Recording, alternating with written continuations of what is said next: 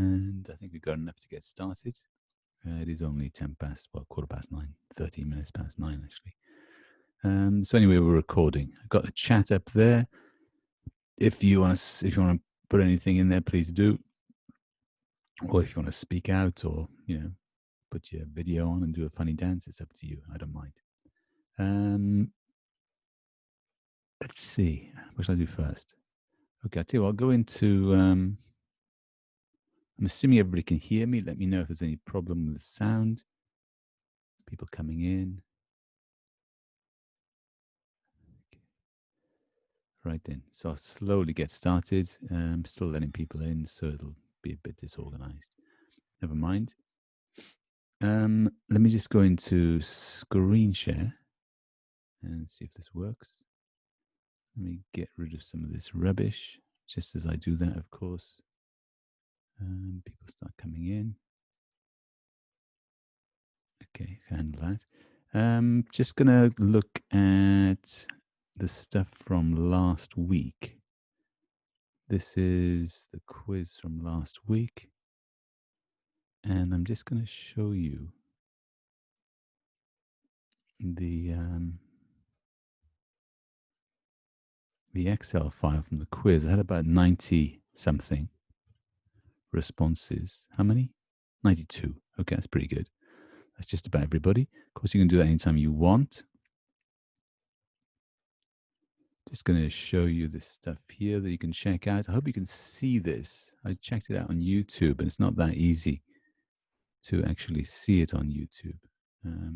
Depends if you have the full screen on or not. I don't know if you can see this. If you can't see it, might be a bit of a problem, but there you are. We've got Hana Kudo, I think, isn't it? Just very carefully. I don't want to show you your scores because people get upset. Yes. Hana Kudo, you got, there's no magic number, magic word there, right? So be careful with that, please. If you don't have a magic word, you're going to get a very low score, right? So the magic word last week was semiotics. It's kind of important. If you get a low score, that doesn't look very good. So you might want to do it again. Yeah. If you've got a low score, you might want to do it again. So Hannah, I would recommend doing the quiz again.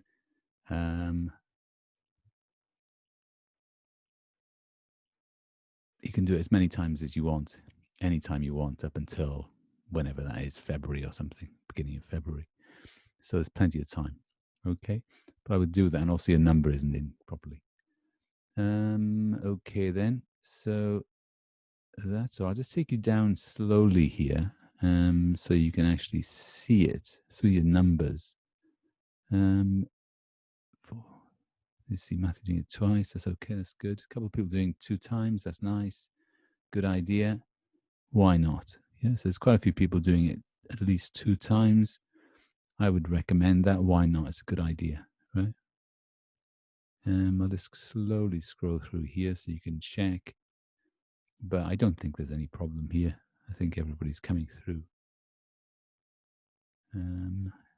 If you do notice there's anything strange, then please let me know. You should be able to see that. I guess you can see it now. And if you watch the video later and put it on full screen, you should be able to make it out, I hope. Let me know if there's any problems. Okay, right. But anyway, as I say, if you got a very low score, particularly, I would recommend doing it again. So if you didn't know the magic word, for example, magic word is semiotics, as you can see. You get 25 points for that. And of course, if you don't get it, you get 0, which is a problem, right? So, the magic word is really just to check that you've watched the video, right? So just to make sure you understand that. Okay, I'm going to close that down then, unless anybody's got any. Let me just get to what let's go first. Nobody's chatting, so I think we're all right. I think we're okay. Yeah. Okay. Right. I'm going to go back into screen share and I'm going to close that. Don't need that anymore, I don't think. But it is fairly important, right? Let me just quickly go through the stuff from last week. As we say, sorry, got 90 odd people. Expect you can do it anytime, so it doesn't really make any difference when you do it. Between now and February, right? So there's plenty of time. You can watch the video again and again, and you can take the quiz as many times as you like. It says the magic words, semiotics. That's quite important. It's not pragmatics, actually. Why do you do that? Okay. All right. And the study of meaning is semantics, yes. Study of meaning isn't semiotics, it's a study of signs, right? It is related but not the same. Yeah. So the study of meaning is called philosophy. I mean, that's not a bad answer, but it's not really, right? So the meaning is semantics. And it's semantics rather than semantic. Be careful with the spelling. Pragmatics is a part of semantics, right? It's part of semantics. It's the study of meaning in situations, in actual contexts. Yeah, we'll come to that later. The study of signs is called semiotics. That's right, not phonetics. No. Okay. And semantics is important in computer science, has to be computer. I didn't give cognitive because I gave you a hint. There's an R there, as I said to Matthew last week. And I'm going to stick to that. Right? So you have to get it, you have to check it out carefully. Right? Computer, that's a bit of a shame. Spelling, right? As I say, you can do it again if you want. Philosophy is concerned with meaning and the nature of a reality. Yes. Okay. Real. Yeah, it has to be reality. Nature of fact, not really reality. Okay, the study of knowledge as it exists in the mind or brain is referred to as cognitive science. Okay, so let's just vocabulary here, right? Have to know this. Nearly there, but not quite. Yeah. Yeah, the study of knowledge as it exists in the mind or brain, I think is clearly not computer science, right? That's computers, right? So it has to be cognitive science. Do it again if you want. As semantics is part of linguistics, it is generally concerned with the meaning of words. Yes. Okay, so generally speaking, you got to think about when we talk about semantics, because it's language, we're talking about the meaning of words. Not always. It could be the meanings of bits of words or meaning of sentences, but generally it's related to words. The meaning of context, again, context is important in pragmatics. Okay, now I want to get these things across. I think it's quite important. It's kind of fundamental. The study of speech sounds is referred to as phonology and phonetics. I'll give you that. They're both basically okay. Morphology is concerned with the internal structure of words. Very good. International, no. Internal, yeah. So, for example, I don't know, kicked. There's an ed bit, right? That's morphology, right? The bits that make up the internal structure of words themselves. That's morphology. No idea. Very honest. Good, but no points. Morphology is usually considered part of grammar, otherwise known as syntax. That's right. Yeah. Spelling. Yeah. Morphology is not really part of meaning.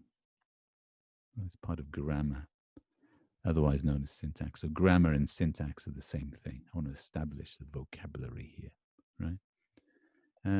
The expression the car is a noun phrase. That's easy. Again, I'm just doing a review here, right?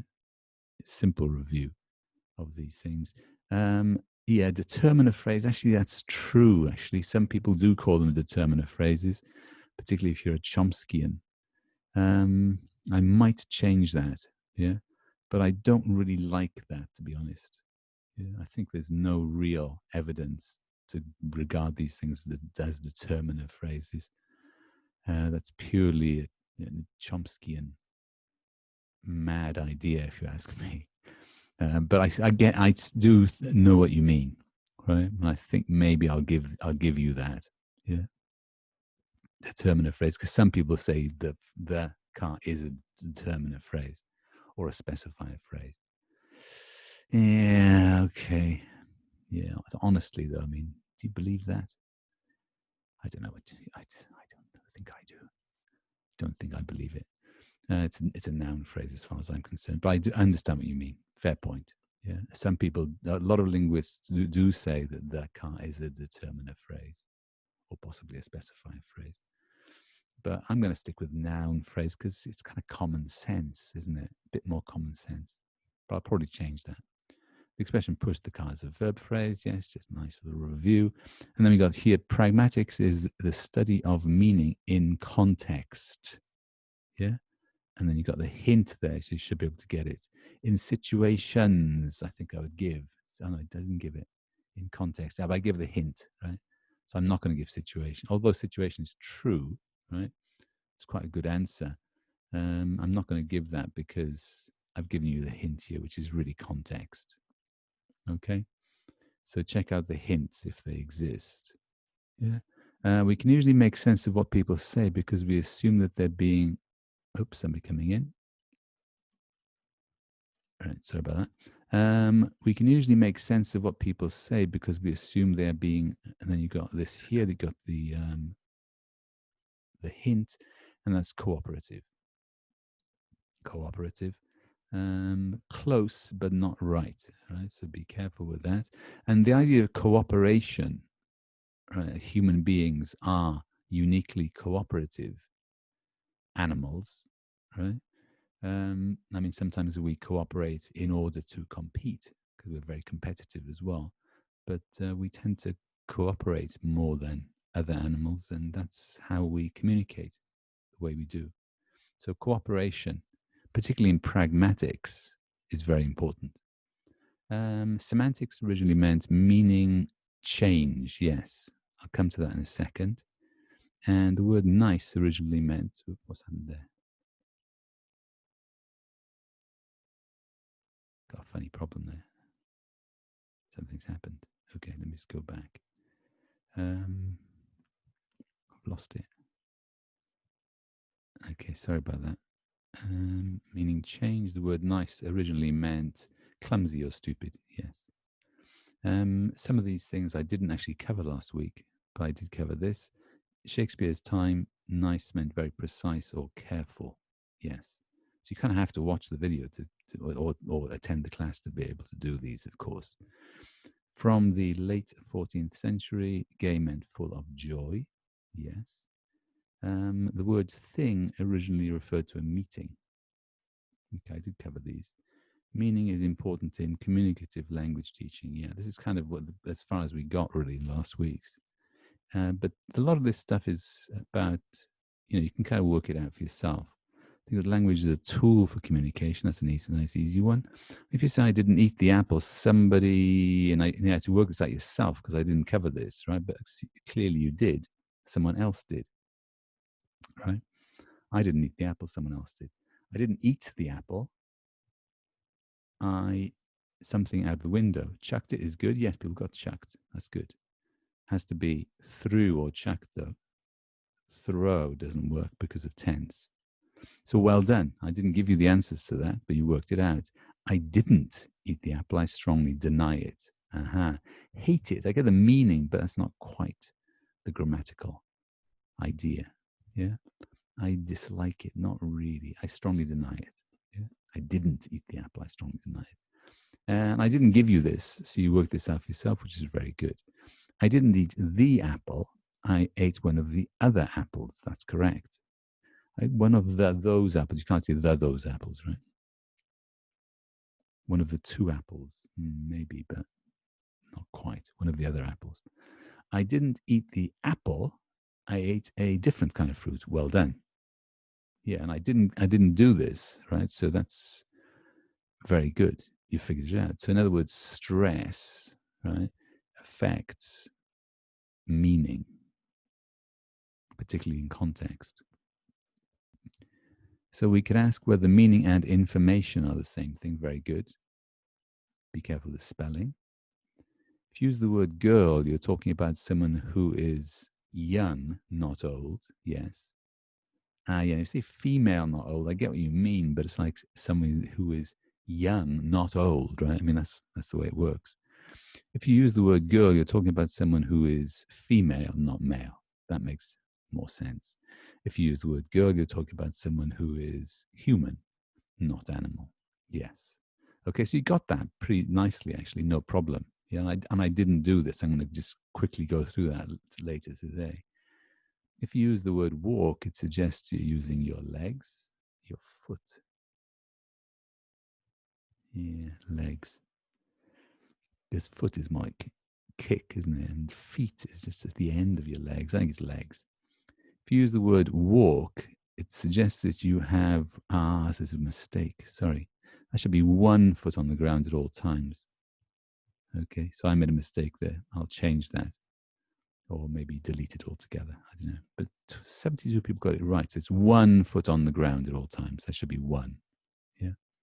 Should be 1 there. 1 foot on the ground at all times is when you walk. The meaning frame for walk. Now, I've introduced this idea of frame. I'll go into this later today. The meaning frame for walk probably involves an individual who walks. Right? It sounds a bit stupid, but it's good that 74 people got this right. It's like if you've got the meaning of walk, right? Whatever your meaning of walk is, my meaning or your meaning or anybody's meaning. There's probably going to be somewhere in there. There's some kind of idea of a thing that walks, like a person or an animal or something, a robot or whatever, right? But something that walks is going to be involved in our meaning of the word walk, right? So think about that. The meaning frame for kicks probably involves an individual who kicks and something that gets kicked. Well done. Okay, so that's important, right? These are meaning frames. We'll cover this today. So this is good preparation. And the meaning frame for give, we'll cover this again in detail, probably involves an individual who gives, right? A giver, in other words, and then an individual who receives and a thing that gets given. Yes, a thing that gets given. Okay, well done. So that's rather good, actually. Well done. The study of meaning is semantics, just a very quick review. The study of signs is semiotics, yes. Study of sounds is phonetics. Another word for grammar is syntax. The internal structure of words is morphology, and so on. That is determiner. Kick the can is a verb phrase. I watched the program is a sentence. On is a preposition. The book is a noun phrase. And I wouldn't, yeah, you can, and I do get it. You're saying determiner phrase. Okay, a lot of people do say that. A lot of Chomskyians particularly say that. Yeah, I might change that to give you the points, but personally, I don't like that idea. Okay, then I'm going to actually, let me just go back for a second. I am recording, aren't I? Yeah, I'm recording. So nobody seems to be saying anything, no chatting or anything here, so no problem with that, I don't think. Okay, we're recording, so you can watch this later. Tell you what I should do is check out the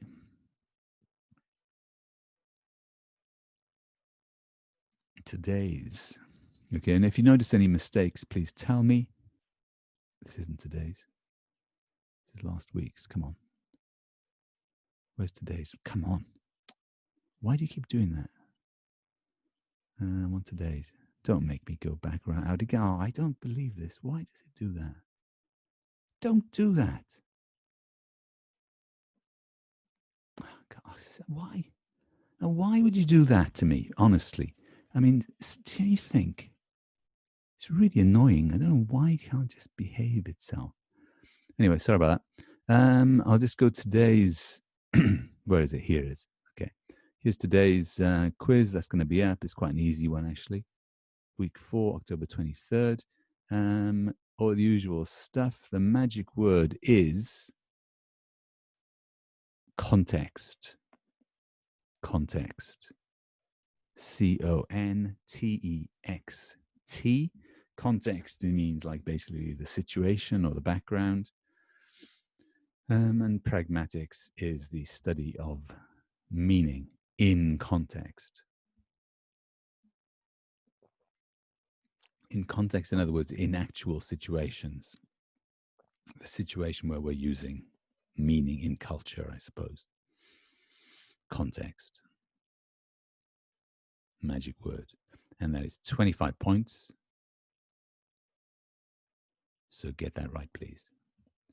Okay, then. Let me just go in here. Here's today's stuff. There's today's quiz. Let me just check. And that is up. No problem. So there is the magic word is context. Put that in there. And I think we are ready to get started. If I see if I can find this. Let me get rid of that. I can't get rid of it. Can't see what I'm doing. Don't bother. Okay, here we go. Right then. Let me just... Don't want that. I keep that open. Don't do anything stupid. I usually close things for no reason. Okay, then. I think we're all right. And I'm going to go in. Nobody seems to be chatting. Nobody seems to... As I say, if you notice I've made a mistake on the quiz, please let me know. That'd be helpful. Yes, here we go. Right then, going to get started. This is the overview. I'm going to just move this through a little bit because I didn't really finish this last week. Remember all this stuff about word change? The semantics was originally about word change, and I knew that would happen. Okay, let's just go through here. Let's just give you a little reminder of what we did last week. Okay. Yeah, so you got the word change here, all this stuff. Certain words have changed over time, and so on. And meaning, yeah. So meaning, what is the meaning of meaning? That's a difficult question. And I'm going to talk today about, again, like in many ways, we don't know, right? It's a kind of mystery, which is good because your idea in many ways is as good as anybody's. And we actually mentioned this last time, thoughts, symbols, and things. If you take a word, like one word, you've got the sound of the word, or maybe the written down form of the word. Yeah. You've got the idea of the word, right? Got the idea of the word, and you've got the thing that it actually refers to. Yeah, a thing that it refers to. Okay, then. So, for example, you've got a chair, you've got the word chair, the idea of a chair, and the actual chair. Okay, that's not always the case, but generally speaking, it is. Take any word, you've got the actual word, the idea of the word, and the actual thing that it refers to. So the word chair, the idea of chair, and the actual chair. Okay, that's the idea. The word chair, the idea of a chair, the actual chair. The word chair, the idea of a chair, the actual chair. The word chair, the idea of a chair, the actual chair. Sorry to go on about this, but it's kind of important to think in these terms, right? How we use words to communicate.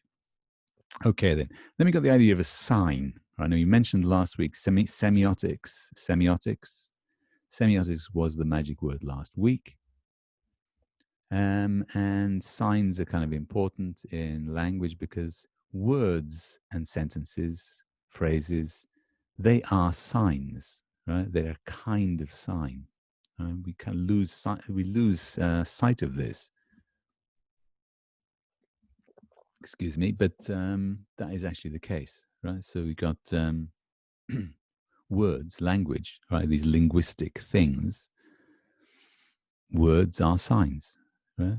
But not all signs are words. Right? Some signs are not words. So, for example, in this case, you can see this sign. This is a sign, but it's not a word, clearly, right? It's non-linguistic. So this is a non-linguistic sign. And then you think, what's the difference between linguistic signs and non-linguistic signs? And you're probably thinking, I don't care. Like, think about it, right? So linguistic signs and non-linguistic signs, what's the difference? Well, this is a non-linguistic sign, right?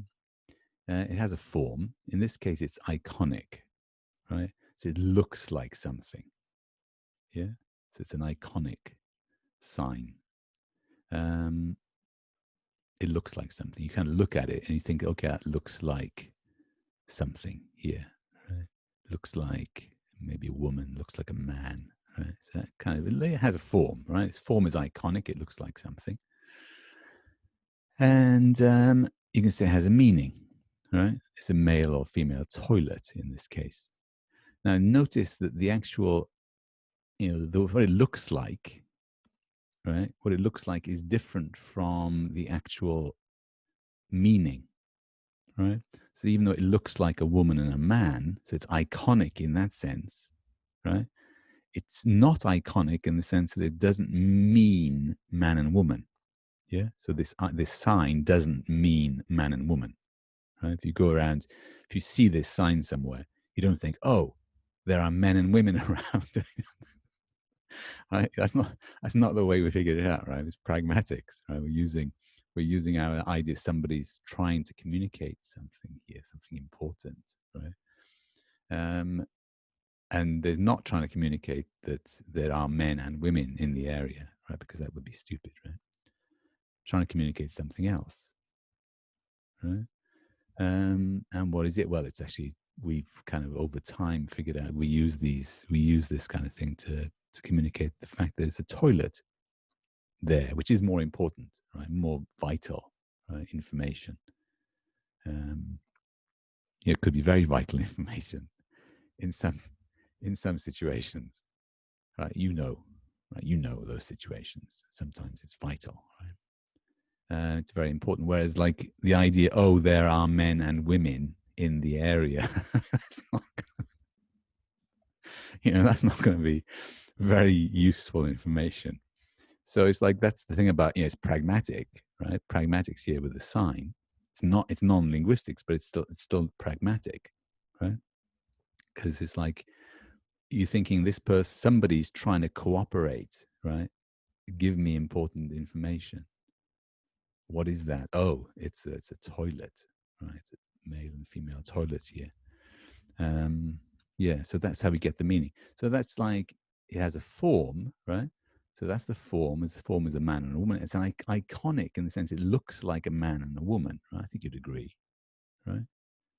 As we're human beings, we can figure out that looks like a man and a woman. So it's iconic, right? It's an iconic sign.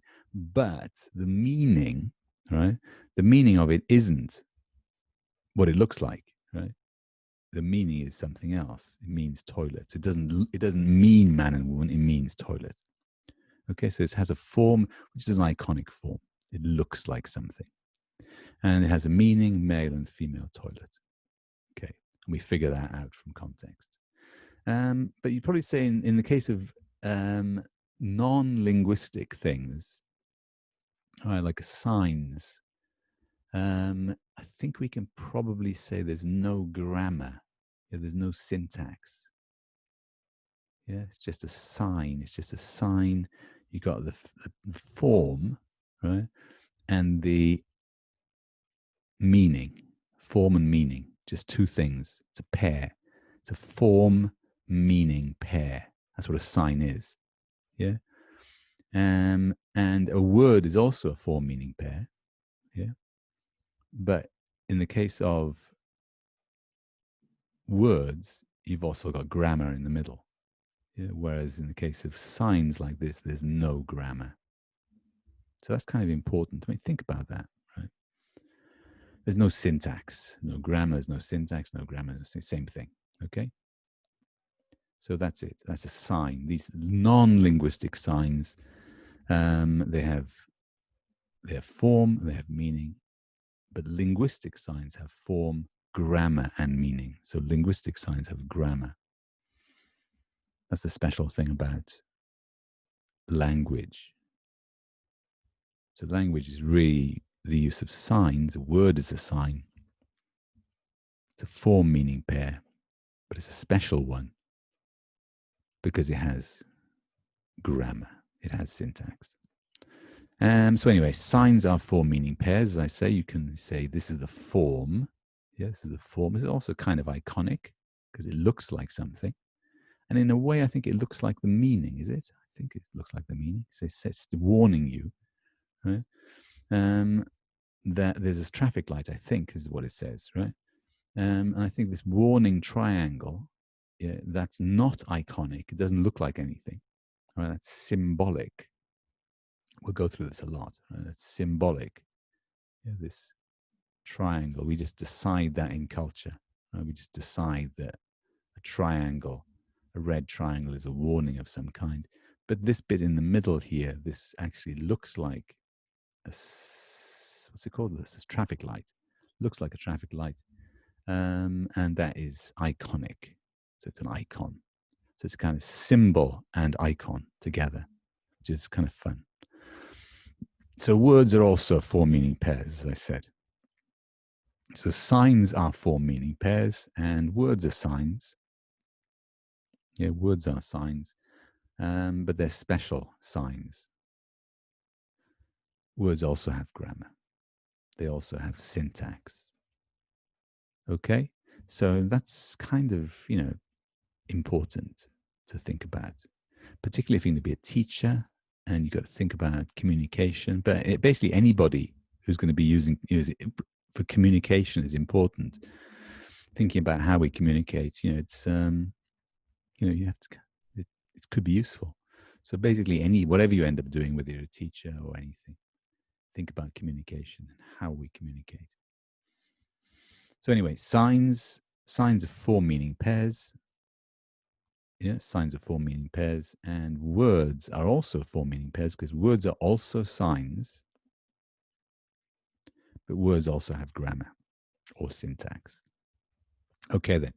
And this could be important. For example, you're working in communicative language teaching or learning. That's a big deal in language teaching. Where in communicative language teaching, meaning has primary importance. Yeah. To think about that, you might think about the way you were taught English in school, and you could think, was it communicative? Were you focused on meaning? Well, that's what communicative teaching, language teaching is. So communication is transmitting meaning, meaning in, meaning out, meaning in, meaning out, communicative. And applied linguistics, second language acquisition, things like that. Communication has become the central issue. And again, you say, well, what about Japanese teaching methods? Teaching English in Japan, is it communicative? Well, have a think about that. Communication is a transmission of meaning. You are transmitting meaning. This is going to be in the quiz. When you communicate, you transmit meaning. Meaning in, meaning out, meaning in, meaning out. It's information. And meaning is fundamental to language learning. It's meaning in and meaning out. Meaning in, meaning out. Right? I mean, that's how we learn. Particularly, that's how we learn our first language. Yeah. By engaging in cultural activity and transmitting meaning. And then somehow, by some mysterious process, we learn our languages. Reading is meaning in, writing is meaning out, listening is meaning in, speaking is meaning out. Yeah. Which you probably think, well, why I know that, right? Obvious, right? I suppose it is obvious, but it's worth thinking about because it's like you think, well, all communication really boils down to a kind of in-out process, a transmission of meaning. And it kind of makes it easier to think about things once you kind of see that. Excuse me. And 4 skills, you know, the 4 skills, meaning in, meaning out. Yeah, that's the 4 skills, right? Those are the 4 skills, but it really boils down to, right? Reduces to meaning in and meaning out in different ways. Okay, then. And then you've got like what we call task-based language learning with these guys. These are very boring guys, actually. Most of these, I think they're idiots, frankly. But task-based language learning, I think has been a terrible failure, to be honest with you, right? But the idea is that you have a task and you have to communicate, you have to get the meaning in and out in order to do the task. And most of the tasks these people have come up with have been terrible. I mean, just work, total failure. But I mean, that is the idea is probably right, right? The idea is probably right that you do a task, you try to complete the task, and then students have to communicate, they have to transmit meaning in, meaning out, and then they learn the language. Trouble is that the tasks are very difficult to design, and it's generally been a complete failure, right? I actually know some of these people, and they're kind of really boring, if you ask me. But anyway, that's what it is. The idea is right, I think. Right? The task-based language learning is a really good idea in principle, but they failed to design good tasks. And I got some ideas about task design, which is much easier. Right? For example, I use like translation tasks and interpretation tasks using first language, and I think they work much, much better.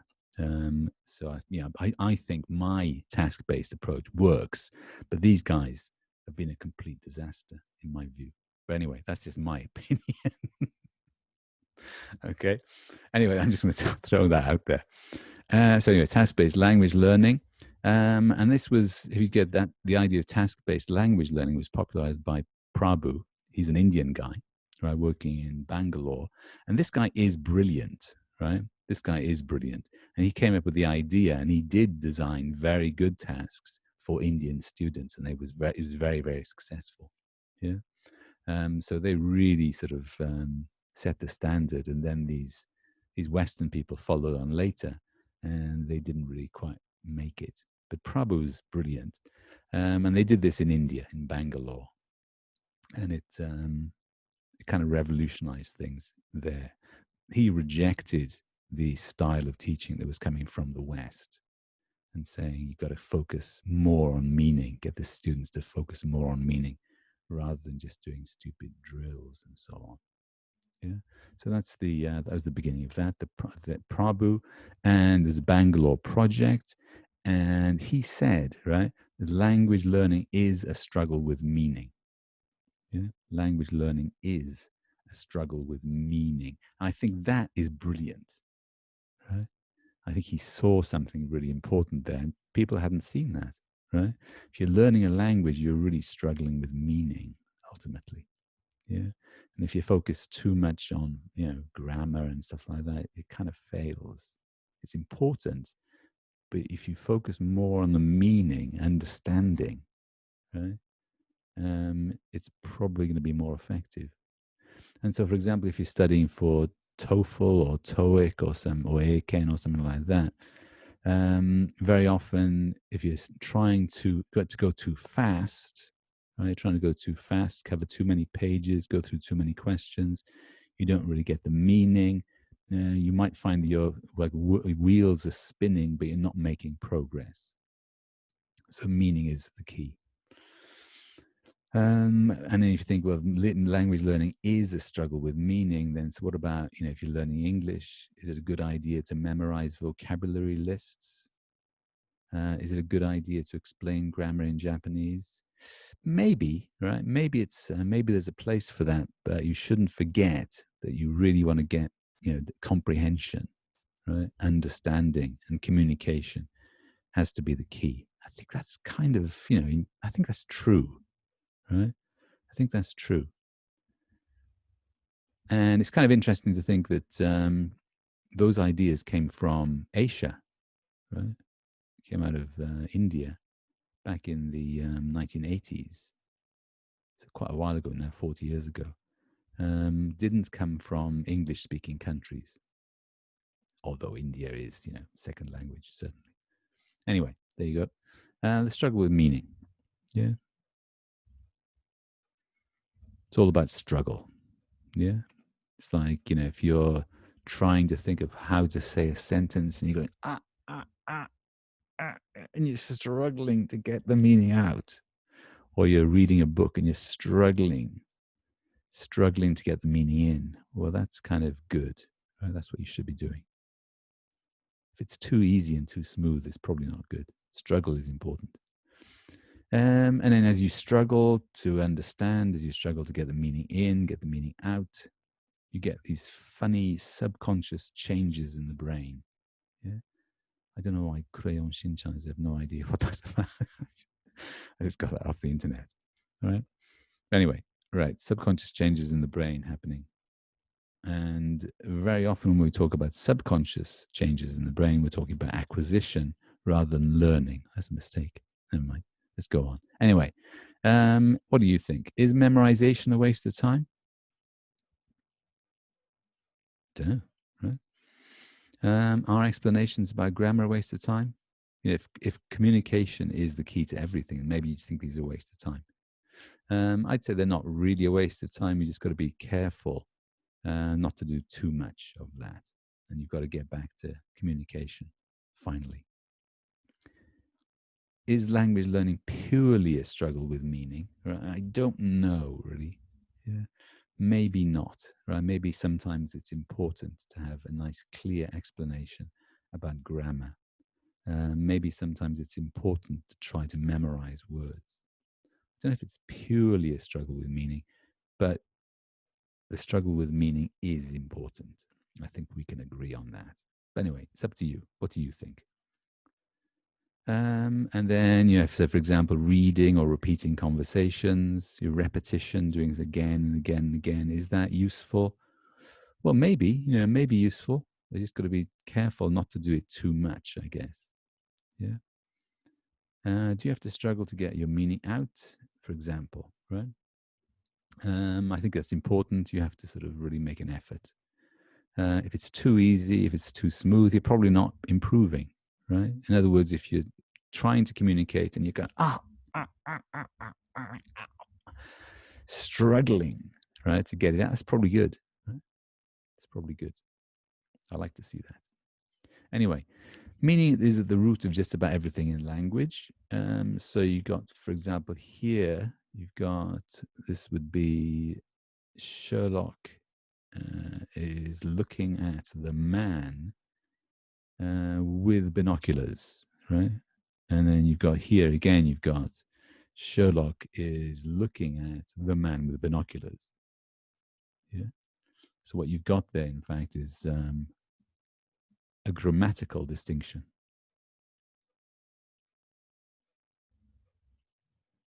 So the sentence they give here is Sherlock saw the man using binoculars, and Sherlock saw the man using binoculars. It's the same sentence, sounds the same, but grammatically, structurally, it's different.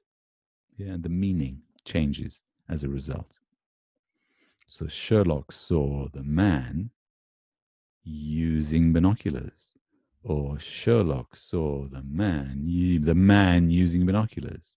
Right. So there's a grammatical distinction there, which I'll try to make clear. So Sherlock saw, right, he did the seeing using binoculars. He saw him, right? He used binoculars to see the man in this case. Or saw the man using binoculars. This is the man using binoculars. So there's grammatical change there, which leads to a meaning change. And then we're going to I think about semantics and linguistics. As you can see, there's a relationship between grammar and meaning, certainly. Right?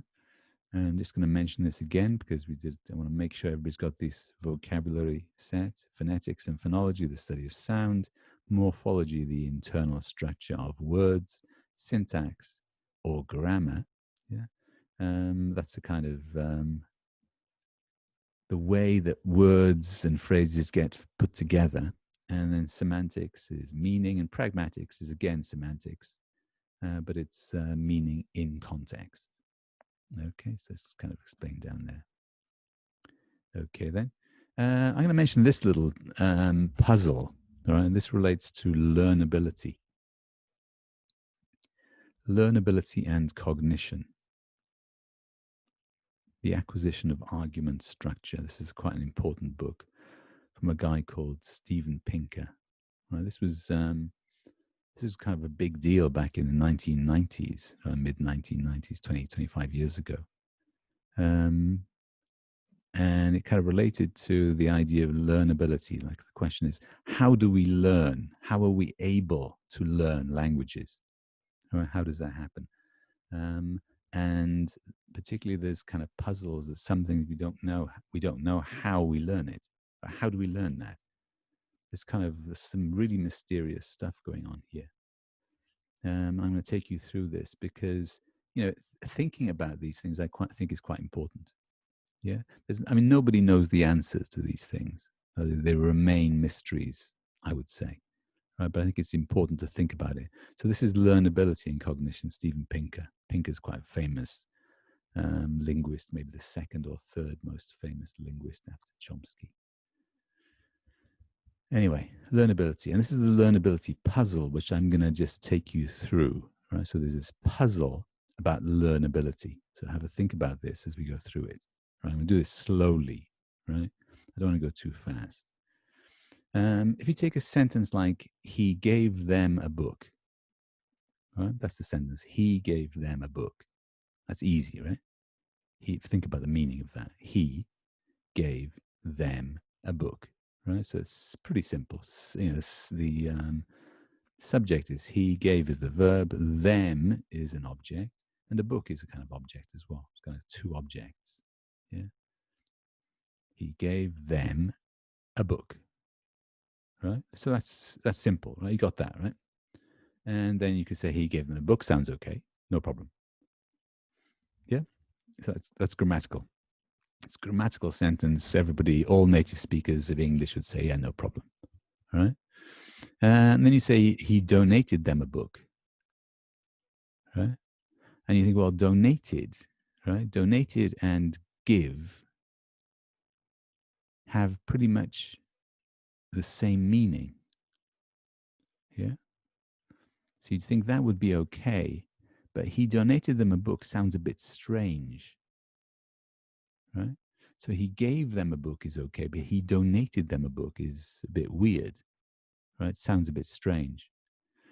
And this is what Steven Pinker was on about, right? So this is the question you got. So for example, he gave them a book is okay, yeah, no problem, but he donated them a book is a bit funny, yeah. And you probably think, who cares? Big deal. I don't care. But Pinker thought this was important, and he wrote a 400-page book about this. And you're thinking, well, it's because he's crazy, I suppose, right? But anyway, he did. He wrote this, and it became a really important book back in the 1990s. Yeah, this puzzle. So he gave them a book is okay, but he donated them a book is strange. A little bit strange, not that strange, but it's a bit strange. Yeah. And then Pink is saying why, right? And particularly he's saying, how do we learn that? How do we know? How do native speakers know it's strange? Yeah. So it's not just a question of why is it strange, but how do we learn that? Learnability and thinking, cognition. So that was the focus in this book. So he donated them a book is a bit strange. Why? Yeah. And how do we learn? How do native speakers learn that? So, for example, again, we go, he contributed the library a book, right? Is strange. He gave the library a book is okay. Yeah. He gave the library a book, no problem. He contributed the library a book is strange. Right? And it contributes and give sounds almost the same meaning, it seems, right? It's the same verb, kind of, right? And you could say he contributed a book to the library, or he gave a book to the library. They're both okay, no problem. but then he contributed the library a book. That's weird. So why is it? And then how do we learn that? Yeah. So he contributed a book to the library is okay. Yeah, that's no problem. He gave a book to the library is okay. No problem. Yeah. But he contributed to the library a book is weird. He gave the library a book is okay. So why is that?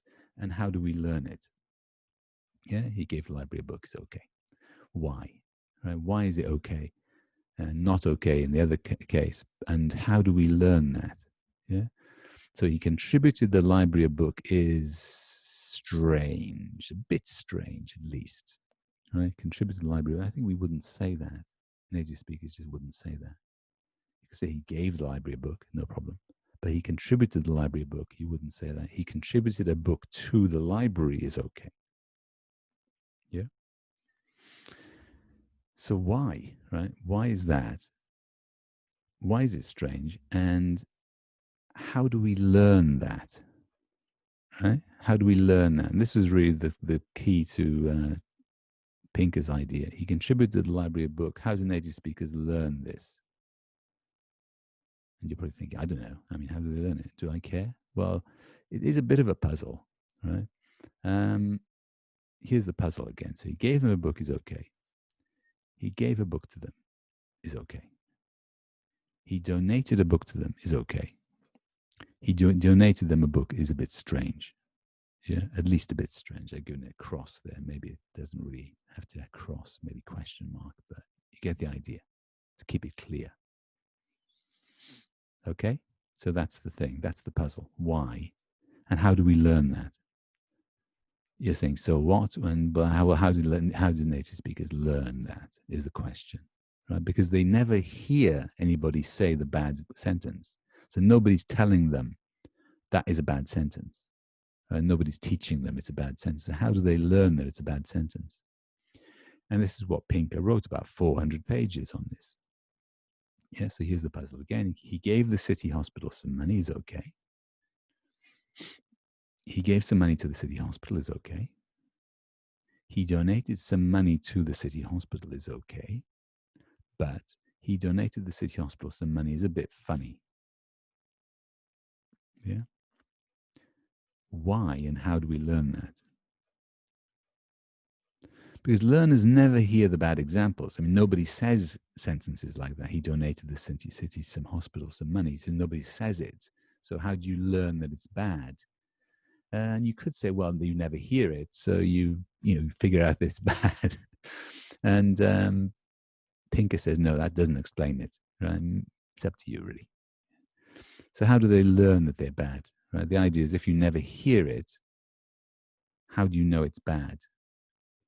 I suppose you could say you know it because you never hear it. But Pinker rejected that idea. Pinker says it's because of meaning, right? Because of the meaning of words. So in other words, a word like give, right?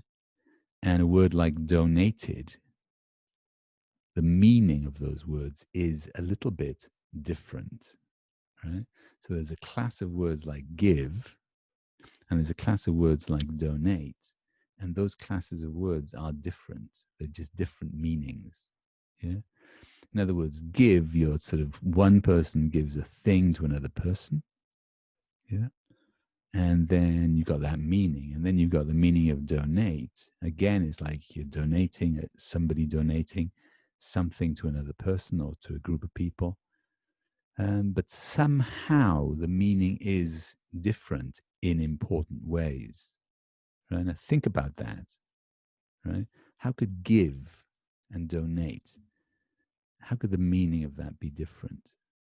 And it's funny because Pinker doesn't really explain that very well. I think it's a pretty bad explanation. But you could think about it. How is donate, contribute? Donate and contribute have a similar kind of meaning. And it's different from give in some way. So anyway, Pinker says it's because of meaning. How is the meaning different? The meaning of words like donate, contribute, is different from words like give. Yeah, it seems to be the same, but it's not quite. right? The meaning is a little bit different. How is it different? Well, I think basically the easy way to understand is you say with donate, right? With donate, it's about giving, right? It's about giving, right? And the receiving isn't so important. If you say, I gave Mary the book, or I gave the book to Mary, then the receiver, right, is as important as the giving, right? Whereas in the case of a word like donate or contribute, the receiver isn't so important. I think that's the easy way to understand this. I mean, again, Pinker doesn't explain it very well as far as I'm concerned. But I think that's the main difference. So it's like, it's a cultural thing.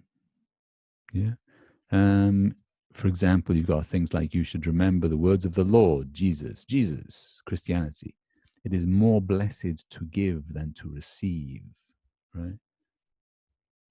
Giving is more important than receiving. Yeah. And that's built into the culture and the religion in Western countries, right? And then you got this donate and contribute. The idea of giving is important. Right? Giving, that's the important thing, is the giving is important. It's more important to give than to receive. What can you do? Was Kennedy was said to Denise Kennedy, President Kennedy said, think what you can do for your country, what you can contribute is important. That's the important thing. Don't think about what you're going to get. Think about what you can give. So culturally, the idea of contributing, donating, yeah, you donate your body parts, your kidneys and your heart. Right? Giving is important. It makes you blessed. Makes you blessed. Makes you a good person. And the idea of contribute and donate has that meaning. It's cultural. Right? It's related to culture in very sort of direct ways. And then that class of words, right? That class of words like donate and contribute, they don't allow the form like I gave Mary a book. I contributed Mary a book. Can't say it. I donated Mary a book. Strange. And so this comes from the Bible, right? So it's really closely bound up with culture. Donate. Giving is more important than receiving. I think that's the easy way to understand it. Again, I mean, Pinkett does a very bad job of explaining this, I think. Giving is more important than receiving. Whereas in give, the receiver and the giver, there's no real difference. So it's kind of about cultural learning of meaning. He gave the city hospital some money. He gave some money to the city hospital. They're both okay. Yeah. He gave the city.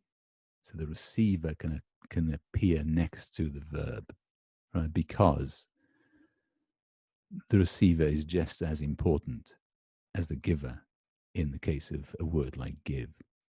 But he donated some money to the city hospital. It's okay. But he donated the city hospital some money is a bit funny.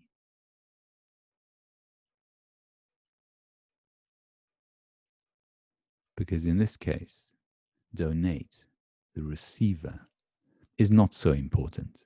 Yeah. So he doesn't come next to the verb there. That's the simple answer, I think. So it's not really about syntax. Yeah, it's not really about syntax. It's meaning is the key to this, right? And then you say, well, okay, meaning, learning, cultural learning of meaning is important. But it's still a question of, how do we pick it up? How do we pick up meanings? It doesn't really explain the puzzle. It still remains a mystery because meaning is kind of a mystery. Anyway, last week we talked about phonology, also important in meaning, changes the meaning of words. Did that eat the apple thing? I didn't eat the apple. John or somebody else said I didn't eat the apple. I strongly deny it. I didn't eat the apple. I threw it out the window. I didn't eat the apple. I ate one of the other ones. So phonology and stress makes a difference to meaning. I didn't eat the apple. I ate the orange, for example. Yeah. Tone made a difference. You're a stranger here. You're a stranger here. right? You're a stranger here. You are a stranger here. You're a stranger here, right? Tone makes a difference. I ate a banana, an orange, an apple. Rising tone. I ate a banana, an orange, and an apple. Falling tone. Yeah. Morphology, the structure of words. Internal structure sometimes changes the meaning of words. Unproductively. Right? I think you'd have to agree that un has a meaning. Yeah, in this case. That's morphology. And syntax, building phrases and sentences from words. Grammar. Word order influences meaning. The angry bear chased the frightened little squirrel means something different from the frightened little squirrel chased the angry bear. Clearly. Yeah. The rat ate the cockroach is different from the cockroach ate the rat. Clearly. Right? So word order affects meaning. Pragmatics, just a quick review and then we'll finish. Pragmatics, it's a study of speaker meaning. Pragmatics is the study of contextual meaning. Yeah, what do speakers actually mean in situations, in context? Okay, and we kind of did that last week, just doing a quick review here. So context matters, right? Time, place, and occasion is important.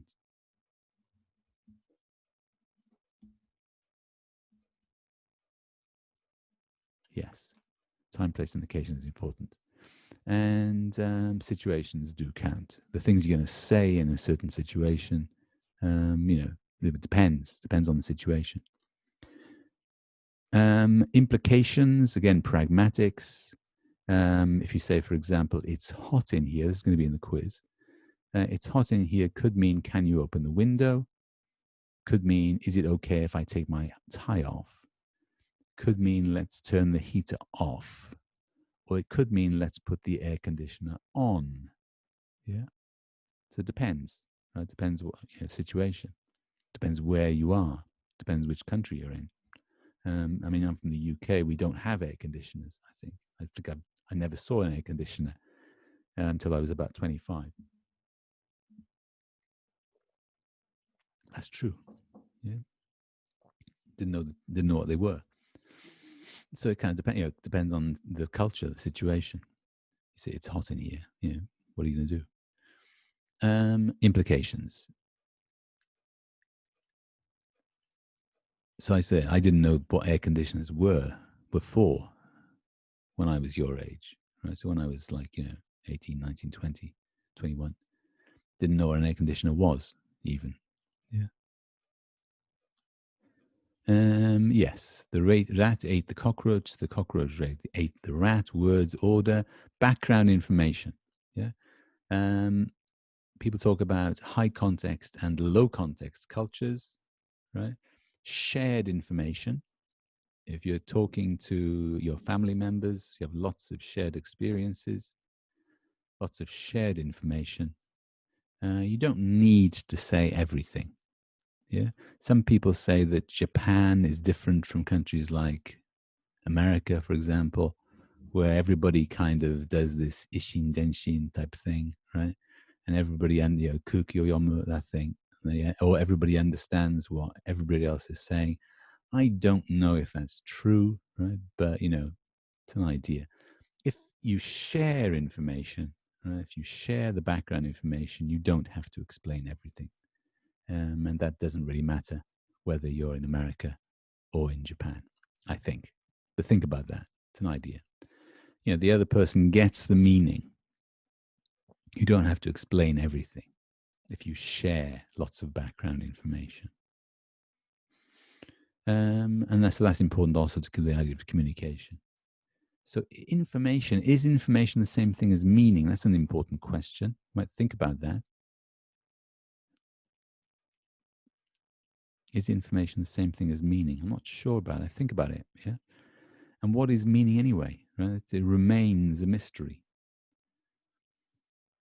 As I said, Pinker's puzzle, we still don't really know how we get those meanings, and how that really affects syntax. So, I think semantics The study of meaning remains a mystery, right? But it's still important to think about. And your idea is as good as anybody, so it's kind of fun.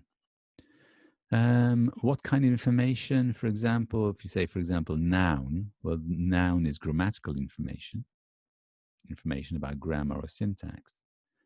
Meaning, something like that, this would be sound information. That'd be information about sound, right? And, where is this? Maybe it's in the words, right? Or in the morphological stuff, bits and pieces, or in a phrase or in a sentence. Phonetics or phonological information. Yeah.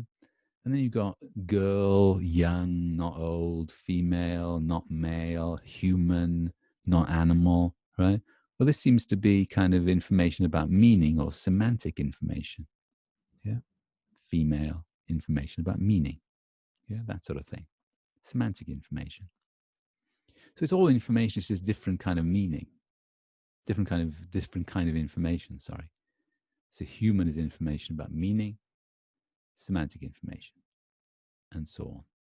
Take a word like walks, and I'm just going to do this very briefly, then I'm going to leave you to do the quiz, right? Because I want you to think about this. Take a word like walks. There's the phonological information, phonetic information, whatever you want to call it. It's a verb, that's the grammatical information. Then you think, what about the semantic information? Yeah. When you say walk, what does it mean? It's some kind of movement. You're using your legs. There's one step at a time. There's one foot on the ground at all times. You're not jumping off the ground, for example. You're kind of walking, right? So you could have all this meaning. This is the frame, right? The meaning frame for walks. Yeah, all this meaning. I mean, whatever your meaning is, right? Whatever your meaning for walks is. Yeah. And then you can think, well, an interesting question would be, oh, you've got a word meaning for the word aruku, right? Is that exactly the same as the meaning for the word like walks? That'd be an interesting question. But it's up to you, right? I mean, whatever that meaning is, or whatever the meaning, your meaning of walks, all that meaning is in this frame. Yeah. That's the frame. So that's the meaning frame. It's like a window frame in a way. So this is the walks meaning frame. Okay. All the meaning of walks is contained in this frame. All the meanings in this frame, right? Whatever. You imagine that. But there's something else, right? There's something else. With a word like walks, there's also the idea of a walker, right? Some person or thing that walks, this walker X, right? So you've got something like that. I think a verb has that kind of thing in it. Yeah. So there's a simple verb frame. Are all verb meanings the same? How about kicks? Yeah. All the meaning of kicks, hit against something, use your foot, things like that. All the meaning in there, right? Hit against something using the foot, but there's something else, right? All the meaning of kicks, whatever that meaning is, you could think, is it the same as the verb keru, for example? Right? Is it exactly the same thing?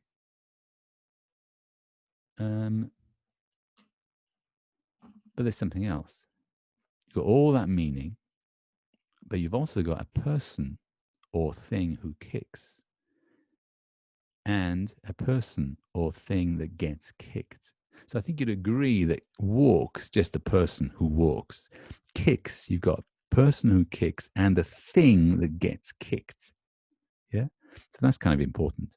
Then you've got the kicks frame, something like that. So some kicker, some individual who kicks, and some thing or individual that gets kicked.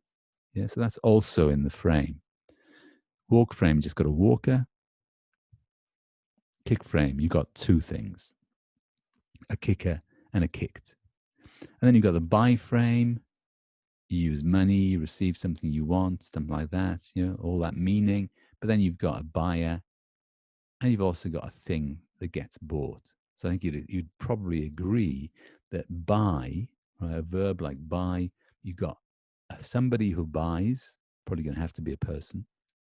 I don't think a chimpanzee can buy things. It probably has to be a person, but it could be anybody. And you've also got the thing that gets bought. Yeah. The thing that gets bought. That's in the meaning of the word buy. Then you've got sleep. What's in the sleep frame? Think about that. Sleep. eyes closed, you're in bed or in a comfortable place, you're not walking around, you're not conscious, you're sleeping, right? All that meaning of sleep, whatever that is. And you could think, is that meaning exactly the same as something like, I don't know, nemuru or something like that, right? But then you've also got a sleeper, right? Just a sleeper. That's it. Just the one thing. Yeah. Could be a person, thing, or animal that sleeps, I guess. Could be a computer that sleeps. How about the give frame? And the give frame, now this comes back to Pinker's idea, right? Mr. Goods very, very briefly. In the give frame, you've got something's moving from one to another, possessed by one individual, received by another. Do not receive money. It's essentially you're giving, right? You're not buying it. You're not selling anything. You're just giving it, right? Goes from one person to the next. That's the meaning of give. But then you've got what else, right? There's an individual that gives. Yeah. There's an individual that receives, and a thing that is given. Yeah. Okay. An individual that gives, an individual that receives, and a thing that is given. So it's going to look something like that, right? Some giver, some receiver, and something that is given. Okay. And then you think, well, okay, donate, right? Donate. The receiver is not so important. Yeah. Or in contribute, the receiver is not so important. And because the receiver isn't so important, then this affects the syntax. It's still very mysterious, I would say, but it does make a difference. Okay, then I'm going to stop there, actually. I think I'm going to stop there and let you get on with the quiz, right? Because I don't think we've got any more. Ah, yes. Yeah, donate frame. The giving is more important than the receiving. Yeah. So the receiver is not so important in that sense. Right free. I won't bother with that, actually. Can do that next time. Okay, then, guys. Right then. So I think I'll stop that there. And I think I'll just, what am I doing, actually? Okay, I know. Okay, yes. So see you next week then, guys. Oh, no, not next week. 2 weeks, I believe. Next week there's no class. Is that right? That is right, isn't it? No class next week. Anyway, I'll put the information up on web class to make sure. So do the quiz then, guys, and I'll see you next time. If there's no questions or comments, I'll say bye-bye. Any questions, comments? No? Well done then, guys. Thank you very much. See you next time. Bye-bye.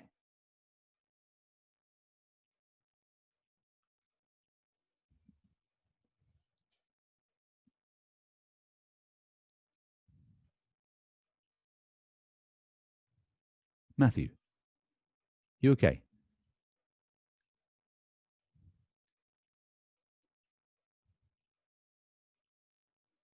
Did we do number 26? And the following, what's that? To number 26? Is there a problem in 26? 26. 26. Hang on, where is it? Context. 26. I can change that now, I expect. So, Matthew, are you saying there's a problem in 26? According to Pierce, there are 3 kinds of sign. Oh, that's the wrong one. Oh, no, it's not. Sign, icon, and... yes. That's okay. Oh, I didn't actually cover it today. Never mind. That's good. That's good. I see what you mean. Yeah, okay. Yeah, right. Try it. Try it. Yeah, try it. And try. And actually, I'll tell you the answer now. All right. It's actually symbol, right? Symbol or symbols. Yeah. 3 kinds of sign: index, icon, and symbol or symbols. Right. Symbol is okay. An icon is a natural sign. For example, in the picture, smoke is a sign of fire. Right. An icon is a sign that looks like something. We did that actually. And a smiley face is an example of a true icon. These are kind of fairly easy. Yes, I get the point, right? So I didn't really mention that, right? As Pierce talking about icon, index, icons, and symbols, right? But yes, that's the answer. That's right. You got it. The rest of it, I think you can work it out. So anyway, that's on the video now. So you got no excuse. Okay, then great. Thank you very much. So see you next time. Hannah, are you there?